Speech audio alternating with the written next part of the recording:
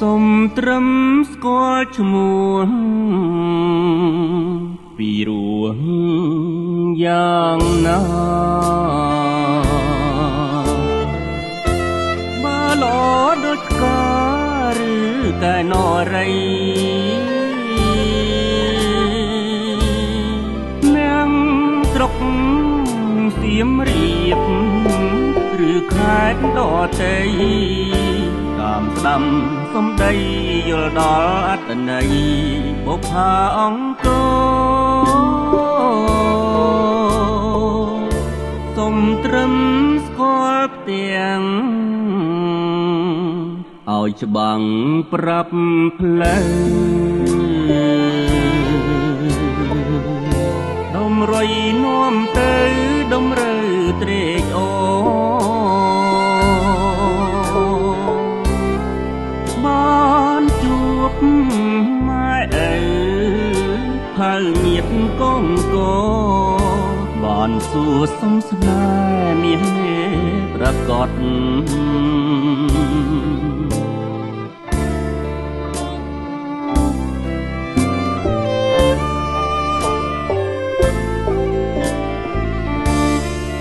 មានភ័ព្វ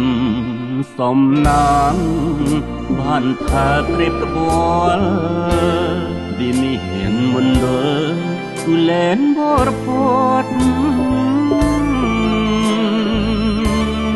ជ្រួងជ្រងទឹកហូរព្រៃឈើអូពន់ស្រាំងដំរីស្ងាត់រៀងស្អីកោក្រាបអូដាប់មកខ្យ៉ាងបានជួបបានយល់បានស្គាល់រសក្លិនអំសរាមាចិនក្រមកុដខ្មុកម្រាក់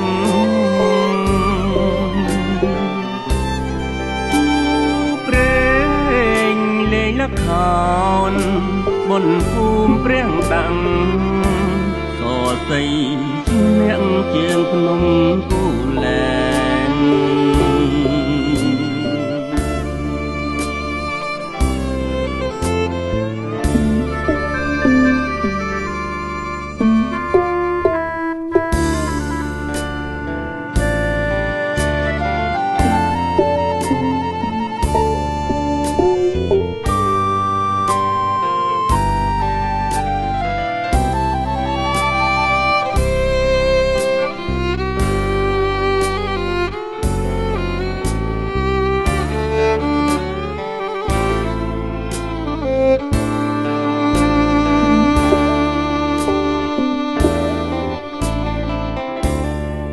មានភ័ព្វ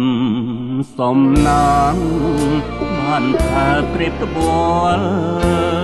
វាមានមន្តទូលែនបរពតជ្រួងជ្រងទឹកហូរព្រៃឈើអូពន់ស្រាំងដំរីស្ងាត់រៀងស្អីកោក្រាបអូដាប់មកខ្យ៉ាងបានជួបបានយល់បានស្គាល់រសក្លិនអំសរាមាចិនក្រមកុដខ្មុកម្រាក់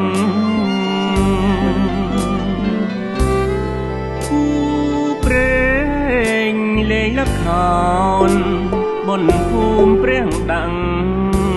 សរសៃអ្នកជើងភ្នំគូលែ